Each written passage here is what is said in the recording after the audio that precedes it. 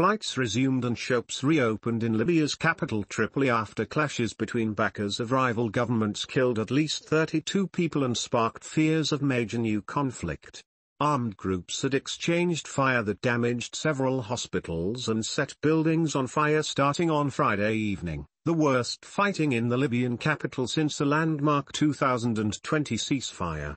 The fighting came after months of mounting tensions between backers whose rival administrations are vying for control of the North African country, which has seen more than a decade of violence since a 2011 uprising. A cautious calm had set in by Saturday evening, and the health ministry said on Sunday morning that 32 people had been killed and 159 wounded during the clashes. The UN's Libya mission called for an immediate cessation of hostilities, deploring indiscriminate medium and heavy shelling in civilian-populated neighborhoods,